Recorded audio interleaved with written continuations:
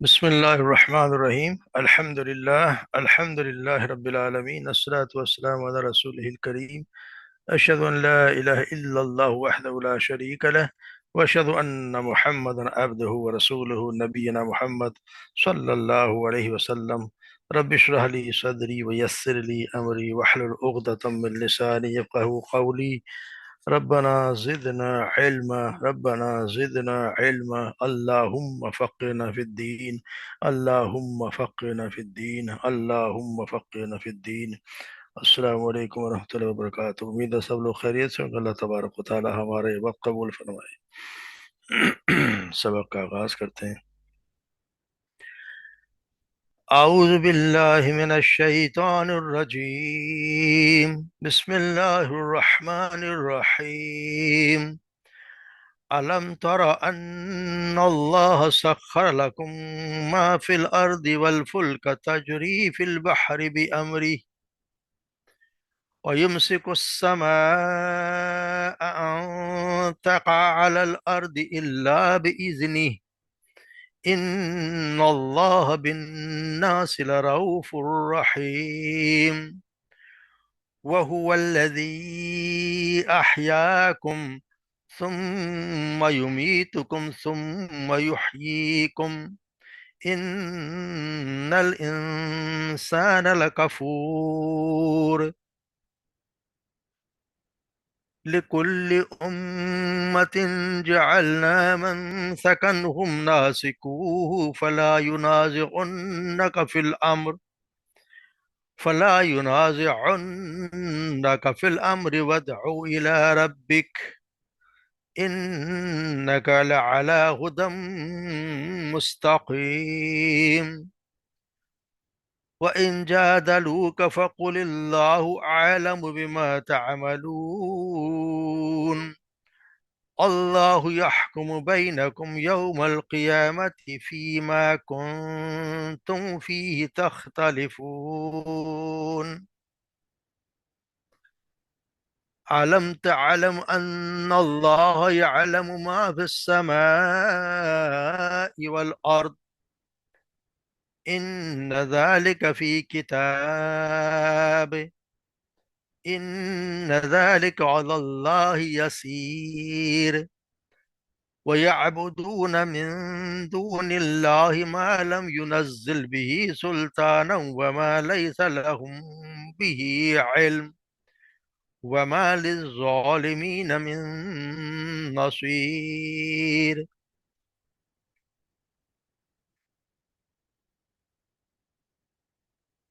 علم ترا، کیا نہیں دیکھا آپ نے، ان اللہ، کہ بے شک اللہ نے، سخر لکم، مسخر کر دیا تمہارے لیے، ما فی الارض، جو زمین میں ہے، والفلک تجری فی البحر، اور وہ کشتیاں جو چلتی ہیں سمندر میں، بامر، اس کے حکم سے، ویمسک السماء، ویمسک، اور تھام رکھا اس نے آسمان کو، ان تقع، کہ وہ گر پڑے، علی الارض، زمین میں، زمین پر، الا باذن، مگر اس کے حکم سے، ان اللہ بالناس رؤوف الرحیم، کہ بے شک اللہ لوگوں کے ساتھ رؤوف الرحیم، یعنی بہت زیادہ شفقت کرنے والا اور رحیم ہے، رحم کرنے والا ہے. وَهُوَ الَّذِي أَحْيَاكُمْ، اور وہی وہ ذات ہے، احیاکم، جس نے تمہیں پیدا کیا، زندہ کیا، ثم یمیتکم، پھر وہ تمہیں موت دے گا، ثم یحییکم، پھر وہ تمہیں زندہ کرے گا. ان الانسان لکفور، بے شک انسان،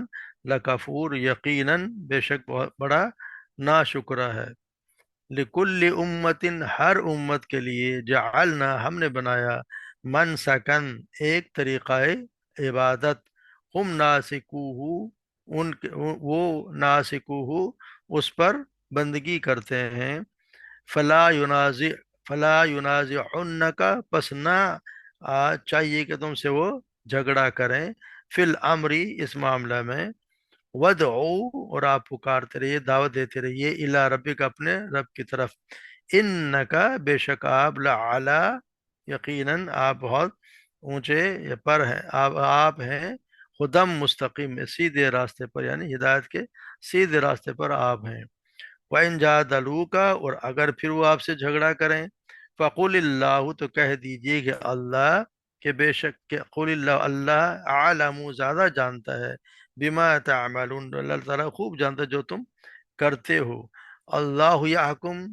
اللہ تبارک و تعالیٰ فیصلہ کرے گا، بینکم، تمہارے درمیان، یوم القیامہ، قیامت کے دن، فی ما کنتم فیہ تختلفون، اس کے بارے میں جس کے بارے میں تم اختلاف کرتے ہو۔ عالم تعلم، کیا آپ نے نہیں دیکھا یا آپ نے غور نہیں کیا کہ اللہ تبارک یعلم، کہ اللہ ان اللہ، کہ اللہ، یقیناً اللہ، یعلم جانتا ہے، ما فی السماء والارض، جو کچھ آسمانوں اور زمین میں ہے، ان ذالک فی کتاب، اور بے شک یہ ایک کتاب میں موجود ہے، ان ذالک علی اللہ یسیر، اور بے شک یہ اللہ کے لیے بہت یسیر، آسان ہے۔ وَيَعْبُدُونَ مِن دُونِ اللَّهِ، اور وہ جو بندگی کرتے ہیں، من دون اللہ، اللہ کے سوا، یا دوسروں کی، ما لم ينزل، نہیں اتاری، ينزل بھی سلطان، اس کے لیے کوئی دلیل، یعنی اس کے لیے کوئی دلیل اس نے نہیں اتاری، وما لیس لہم، اور نہیں ہے ان کے لیے، بھی علم، کوئی علم، وما للظالمین، اور بے شک وما ظالموں کے لیے، من نصیر، کوئی مددگار نہیں ہے، ظالم کے لیے کوئی بھی مددگار نہیں ہے۔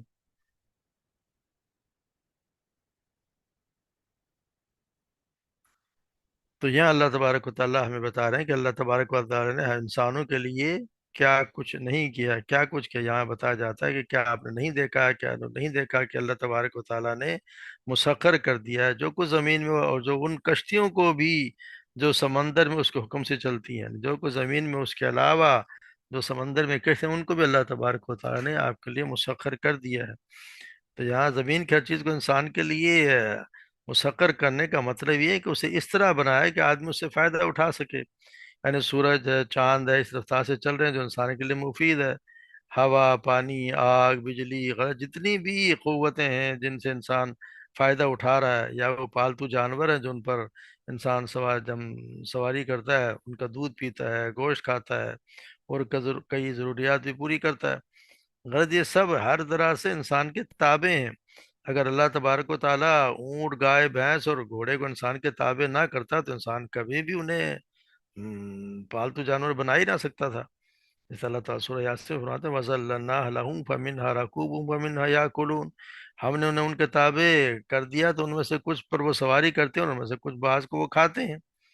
تو اسی طرح جنگلی جانور ان کا انسان شکار بھی کرتا ہے، پھر یا زندہ ہے مردہ ان کو قابو میں لے آتا ہے۔ پھر فرمایا وَالْفُلْكِ تَجْرِي فِي الْبَحْرِ بِأَمْرِهِ، اور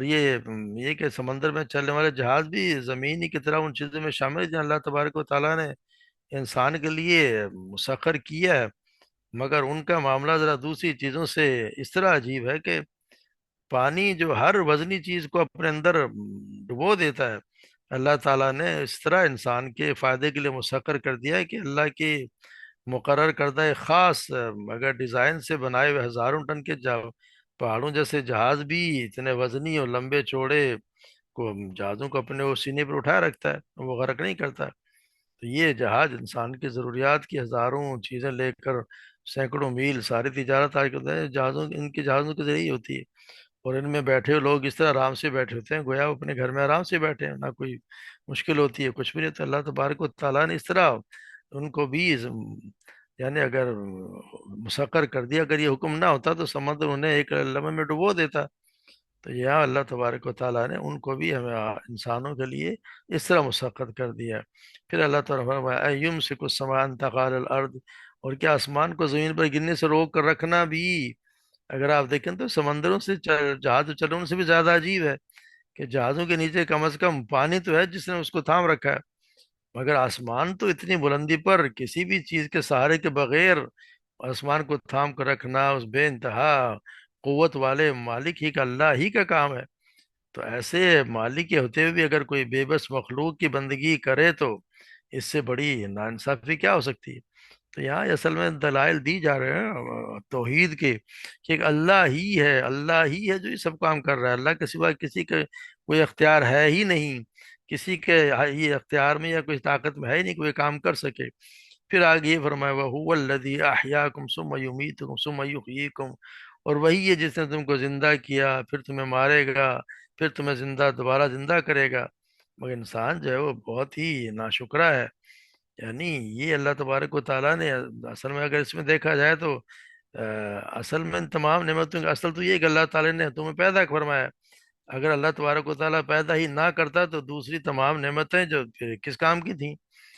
اس بات کو تو ہر جو ملحد جو اللہ کو نہیں مانتا وہ بھی مانتا ہے کہ ہم پہلے کچھ بھی نہیں تھے، بعد میں پیدا ہوئے۔ ثم یمیتکم، پھر وہ تمہیں موت دے گا، یہ حقیقت بھی ہر کوئی مانتا ہے کہ اللہ تعالیٰ ہر کسی نے مرنا ہے، سارا جو اللہ کو مانے نہ مانے یہ ضرور مانتا ہے کہ موت آئے گی۔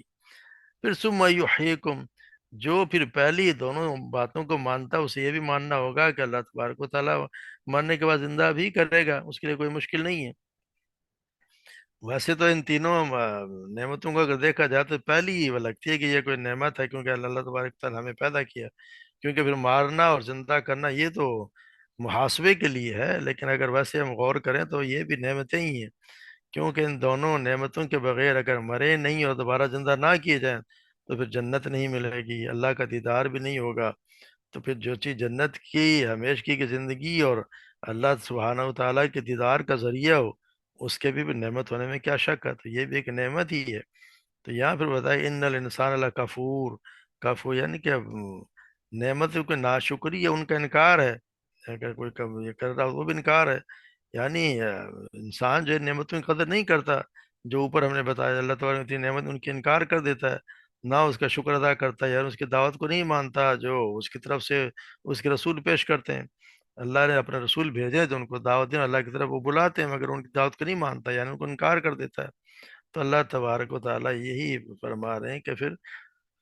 انسان جو ہے بہت ہی زیادہ ناشکرا ہے۔ پھر یہ فرمایا لِكُلِّ أُمَّةٍ جَعَلْنَا مَنْسَكًا نَاسِكُوهُ فَلَا يُنَازِعُنَّكَ فِي الْأَمْرِ، یعنی ہر امت کے لیے، ہر امت سے مراد ہے کہ ہر نبی کی امت کے لیے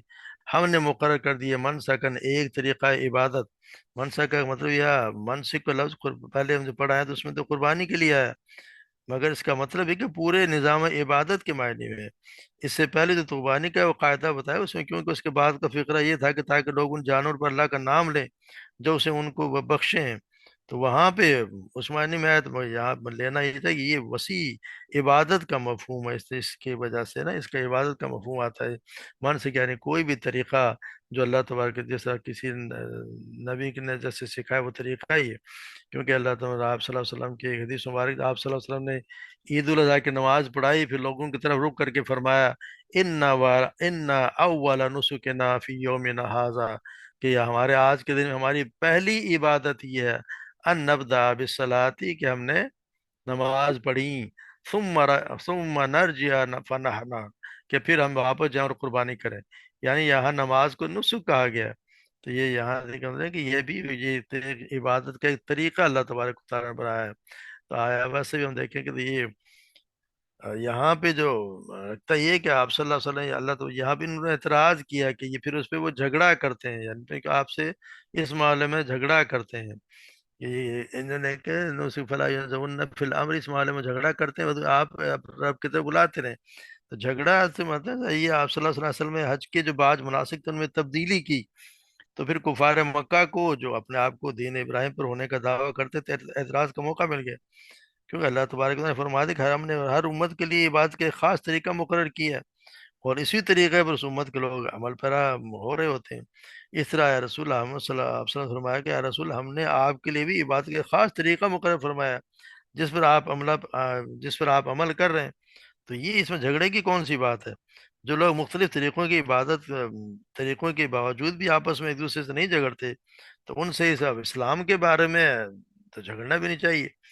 جیسے ان کے یہاں ایک عبادت کا خاص طریقہ ہے، اسلام میں بھی ایک خاص طریقہ ہے۔ یہ اختلاف اتنا اہم نہیں جتنا اختلاف تو توحید اور شرک کا اختلاف ہے، اصل میں جھگڑا تو وہ ہے توحید اور شرک کا، مگر ان کے جو باطل مذاہب ان میں شرک کی تو آمیزش ہے ہی ہے، تو اس کے اسلام میں خالص توحید ہے۔ اس لیے اصل چیز جو جھگڑے کا باعث ہے وہ تو شرک ہے، کفار کو چاہے کہ شرک سے توبہ کریں، اسلام قبول کریں۔ تو آگے وجہ یہ بتائیے کہ اسلام اصل میں اسلام جاہلیت کے زمانے میں حج کے جو مناسک رواج پا گئے تھے، ان میں آپ صلی اللہ علیہ وسلم نے سے بعد میں تبدیلی کر دی. جس طرح کہ مثلا مشرکین حج کے مہینوں میں عمرہ نہیں کرتے تھے، تو آپ صلی اللہ علیہ وسلم نے حج کے مہینے میں عمرہ کیا. سیدنا عبداللہ بن عباس بیان کرتے ہیں کہ لوگ ایام جاہلیت میں حج کے مہینوں میں عمرہ کرنے کو زمین پر بہت بڑا گناہ شمار کرتے تھے، اور وہ محرم کو پھر سفر قرار دے دیا کرتے تھے، محرم کو مہینے کو بدل دیتے تھے. اس لیے کہ 3 مہینے مسلسل حرمت والے ہیں، ذی القعدہ، ذی الحج اور محرم، اور 3 ماہ تک قتل و غارت گیری سے باز رہنا ان کے لیے بڑا مشکل تھا. تو وہ کہتے تھے کہ جب اونٹوں کی پیٹھیں اچھی ہو جائیں گی، یعنی سفر حج کی وجہ سے جوائنٹ زخمی ہوئے وہ ٹھیک ہو جائیں گے، اور راستوں سے حاجیوں کے اونٹوں کے نشان ختم مٹ جائیں گے، اور سفر کا مہینہ ختم ہو جائے تو تب عمرہ کرنے والے کے لیے عمرہ جائز ہے. پھر اللہ تبارک و تعالیٰ نے رسول اللہ صلی اللہ علیہ وسلم آپ کے ساتھ ہی جب حج کرنے گئے تو آپ نے 4 ذی الحج کی صبح کو حج کا احرام باندھے ہوئے مکہ میں داخل ہوئے، تو آپ نے ان کو حکم دیا کہ حج کے احرام کو عمرہ کے احرام میں بدل دیں. کہ لوگوں کو یہ بات بہت انوکھی لگی، کیونکہ جو آئے تو وہ حج کا عمرہ کا، آپ نے کہا جس نے عمرہ کر لیا جس کے بعد قربانی کا جانور نہیں وہ اپنا احرام اتار دے. اور تو انہوں نے عرض کیا کہ اللہ کے رسول ہم کس نوعیت کے حلال ہوئے ہیں، یعنی پورے یا ادھورے؟ تو آپ نے فرمایا تم پورے حلال ہو گئے، یعنی کسی چیز سے بھی پرہیز کی ضرورت نہیں ہے. پھر 8 جب حج جائے گا تو اس میں دوبارہ احرام باندھ لیں. اسی طرح 9 ذی الحجہ کو قریش مزدلفہ میں ہی قائم کرتے تھے، جب ہم پہلے پڑھا ہے کہ وہ دوسرے لوگ تو عرفات میں جا کے قائم کرتے تھے، وہ صاحب لوگ تھے جو مزدلفہ میں رک جاتے تھے، کیونکہ آپ صلی اللہ علیہ وسلم نے باوجود قریشی ہونے کے عرفات میں قیام کیا. سیدنا عائشہ صدیقہ بیان کرتے ہیں کہ آیسم افید من حیث افاد الناس، یہ اسی سے قریش کے سلسلے میں نازل ہوئی، کیونکہ وہ مزدلفہ میں قائم کرتے تھے اور وہیں سے روانہ ہو جاتے تھے. تو اس آیت کے ذریعے سے انہیں عرفات کے لوٹا دیا گیا، یعنی انہیں حکم دیا گیا ہے کہ وہ بھی وہیں سے روانہ ہوں گے جہاں سے عام لوگ روانہ ہوتے ہیں. پھر وہ مشرکین ایام جاہلیت میں مزدلفہ سے سورج طلوع ہونے کے بعد مینا سے روانہ ہوتے تھے، لیکن آپ صلی اللہ علیہ وسلم طلوع آفتاب سے پہلے روانہ ہو گئے. تو سیدنا عمر بن خطاب بیان کرتے ہیں کہ مشرک لوگ جاہلیت کے زمانے مزدلفہ سے اس وقت روانہ ہوتے تھے جب سورج نکل آتا تھا. وہ کہتے تھے کہ اے سبیر چمک جاؤ، اور اپنے نبی سے اور نبی صلی اللہ علیہ وسلم نے ان کے اس فعل کے خلاف کیا، آپ مزدلفہ سے سورج نکلنے سے پہلے ہی روانہ ہو گئے. تو اس میں وہ آپ صلی اللہ علیہ وسلم سے یعنی جھگڑتے ہیں، تو یہ بتایا گیا ہے کہ یہ جھگڑنے والی بات نہیں ہے. اصل میں آپ سے فرما دے کہ ان کا لعلی خدم، آپ تو سیدھے راست، آپ تو بالکل سیدھے راستے پہ ہیں، ان پہ کوئی جھگڑنے والی بات ہی نہیں ہے. ان کے معاملے کے یہ آپ جھگڑے سے باز رہے ہیں تو آپ ان کا معاملہ اللہ کے سپرد کر دیں. ان جہاں تعلقہ اگر وہ تو آپ سے جھگڑتے ہیں، آپ تو صراط مستقیم پہ اگر وہ آپ سے جھگڑتے ہیں وقل اللہ عالم بما تعملون، تو ان کو بتا دیجئے کہ تمہارا معاملہ اللہ تبارک و تعالیٰ بہت کچھ سب کچھ جانتا ہے جو تم کرتے ہو. یعنی آپ کا معاملہ، ان کا معاملہ اللہ کے سپرد کر دیں، ان سے کہہ دیں کہ جو کچھ تم کر رہے ہو اللہ تبارک و تعالیٰ سے خوب جانتا ہے، وہ تمہیں اس کا بدلہ ضرور دے گا. اور دین کی جن باتوں میں تم اختلاف کیا کرتے تھے ان کا فیصلہ اللہ تبارک و تعالیٰ قیامت کے دن کریں گے. جس میں بھی تم فیصلہ تم اختلاف کرتے ہو، اللہ یحکم بینکم یوم القیامہ فیما کنتم فیہ تختلفون، جس میں بھی تم اختلاف کرتے ہو اللہ تبارک و تعالیٰ تو ان کا فیصلہ قیامت کے دن کریں گے، یہاں تو فیصلہ نہیں ہونا. پھر یہ بتایا علم تعلم ان اللہ یعلم ما فی السماء والارض ان فی ذلک فی کتاب، کہ انہوں نے مانا کہ اللہ تبارک و تعالیٰ، کیا تمہیں معلوم نہیں کہ اللہ تبارک و تعالیٰ جانتا ہے جو کچھ آسمان و زمین میں ہے، اور یہ بھی یہ پھر کتاب میں موجود ہے. تو یہ اس آیت میں اللہ تعالیٰ مخلوق کے بارے میں اپنے کمال علم کا ذکر فرمایا کہ جو کچھ آسمانوں اور زمین میں سب کا اس طرح احاطہ کی ہوئی، تو اس آسمان و زمین کی کوئی ذرہ برابر یا اس سے چھوٹی یا بڑی چیز بھی مخفی نہیں ہے. اللہ تبارک و تعالیٰ کو تمام کائنات کو اس کے پیدا کرنے سے پہلے ہی علم تھا، اور سب کچھ اس نے اپنی کتاب لوح محفوظ میں لکھ رکھا ہے. جیسے ہم سورہ نام میں پڑھا ہے وَعِندَهُ مَفَاتِحُ الْغَيْبِ لَا عِلْمُهَا إِلَّا هُوَ، اسی کے پاس غیب کی چابیاں، انہیں اس کے سوا کوئی نہیں جانتا. وَيَعْلَمُ مَا فِي الْبَرِّ وَالْبَحْرِ، اور وہ جانتا ہے جو کچھ خشک و سمندر میں ہے. وَمَا تَسْقُطُ مِنْ وَرَقَةٍ وَتَسْقُطُ مِنْ وَرَقَةٍ إِلَّا يَعْلَمُهَا، کوئی پتا نہیں گرتا مگر اسے جانتا ہے. وَلَا حَبَّةٍ فِي ظُلُمَاتِ الْأَرْضِ، اور نہ زمین کے اندھیروں میں کوئی دانہ، ولا رتبن ولا یابسن الا فی کتاب، اور نہ کوئی تر اور نہ کوئی خشک مگر وہ واضح کتاب میں ہے. اسی طرح کہتا ہے سیدنا عبداللہ بن عمر بن عاص بیان کرتے ہیں کہ میں نے آپ صلی اللہ علیہ وسلم سے سنا، آپ نے فرمایا اللہ تعالیٰ نے مخلوقات کی تقدیریں آسمان و زمین کے بنانے سے 50,000 سال پہلے لکھ دی تھیں، اور اس وقت اللہ تبارک و تعالیٰ کا عرش پانی پر تھا۔ اسی طرح سیدنا عبادہ بن صامت رضی اللہ تعالیٰ عنہ بیان کرتے ہیں کہ آپ صلی اللہ علیہ وسلم نے فرمایا اللہ تعالیٰ نے سب سے پہلے قلم کو پیدا کیا اور اس سے کہا لکھ۔ اس نے کہا اے میرے رب میں کیا لکھوں؟ تو اللہ تعالیٰ نے فرمایا قیامت تک ہونے والے جو بھی چیز یعنی مورد وجود میں آنے والے اس کی تقدیر لکھ دے۔ چنانچہ اللہ کے حکم سے قیامت تک جو کچھ ہونے والا ہے سب کچھ لکھ دیا۔ تو اللہ تبارک و تعالیٰ کو تو اس کا علم ہے، جو کچھ ہونا ہے اللہ تبارک و تعالیٰ سب سے پہلے ہی پتہ ہے کہ اللہ تعالیٰ نے سب کچھ محفوظ کیا ہے، اور یہ اللہ تبارک و تعالیٰ کے لیے کوئی مشکل نہیں ہے۔ حساب بتا دیے کہ یہ تو اللہ تبارک و تعالیٰ کی اب کوئی یہ کہے کہ جی یہ تو اتنے مخلوق کے ہر عمل کا ریکارڈ کیسے رکھا جا سکتا ہے، تو ان کے درمیان فیصلہ کیسے ہوگا؟ تو اللہ تعالیٰ فرما دے بے شک ہے تمہارے لیے ایک مشکل کام ہے، بلکہ ناممکن کام ہے، مگر اللہ تعالیٰ کے لیے کچھ بھی مشکل نہیں ہے، کیونکہ وہ ہر چیز پر پوری طرح قادر ہے، اس کے لیے بہت آسان ہے۔ پھر فرما وَيَعْبُدُونَ مِن دُونِ اللَّهِ مَا لَمْ يُنَزِّلْ بِهِ سُلْطَانًا، اور جو یہ پکارتے ہیں اللہ کے سوا دوسروں کو جن کی کوئی ان کے پاس دلیل نہیں ہے، وَمَا لَيْسَ لَهُ بِهِ عِلْمٌ، اور نہ ہی ان کے پاس کوئی اس کا علم ہے۔ یعنی اللہ تبارک و تعالیٰ نے اپنی کسی کتاب میں نہیں فرمایا کہ میں نے کسی فلاں ہستی کو فلاں فلاں اختیارات دے رکھے ہیں، لہذا ان کاموں کے لیے اپنی حاجات ان سے طلب کرو، اور نہ اسی بات کی کوئی علمی یا کوئی عقلی دلیل ہے۔ اللہ تبارک و تعالیٰ کے سوائے کسی کو بھی کائنات میں اپنی مرضی چلانے کا اختیار یا اس کی عبادت کی جائے، اس سے مرادیں مانگی کی جائیں، مرادیں بھی مانگے جائیں، اللہ تبارک کسی کو اختیار دیا ہی نہیں۔ جب شرک کی نہ کوئی عقلی دلیل ہے اور نہ نقلی، تو معلوم ہوا کہ جو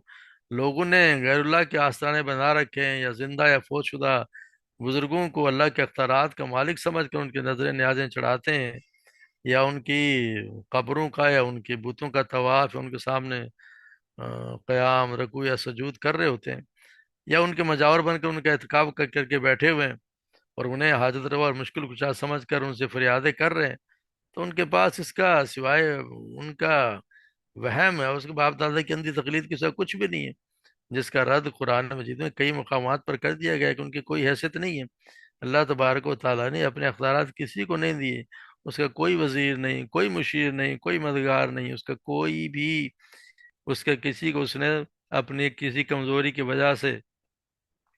کسی کو بھی اختیار نہیں دیا۔ کوئی یہ سمجھے کہ اختیارات دیتے اس کا وہ کمزور ہے، خود اختیارات پورے کر نہیں سکتا تو کسی کو بانٹ دیے ہیں، ایسا کہیں کہیں بھی نہیں ہے۔ اللہ تبارک و تعالیٰ کسی ہر قسم کی کمزوری سے پاک ہے۔ اور اسی طرح فرمایا